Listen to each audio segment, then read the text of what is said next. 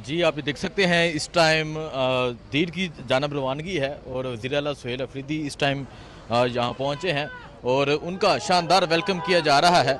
ये मंजर है जी इस टाइम यहाँ सवात मोटरवे का और आप देख सकते हैं जो पाकिस्तान तहरीक इंसाफ के जो कारकुनान हैं वो इस टाइम वेलकम कर रहे हैं। आज सुहेल अफरीदी देर में जलसा करेंगे और मोटरवे के मुकाम पे उनका शानदार जो इस्तकबाल है वो जारी है। सो ये मंजर है इस टाइम मोटरवे का, आप देख सकते हैं यहाँ शफकत याज की जानब से यहाँ शानदार इस्तकबाल किया जा रहा है।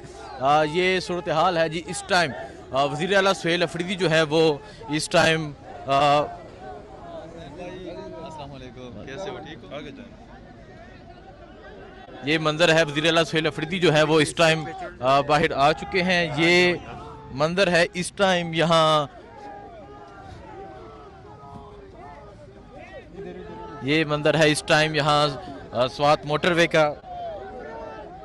वज़ीर आला सुहेल अफरीदी साहब जो है वो इस टाइम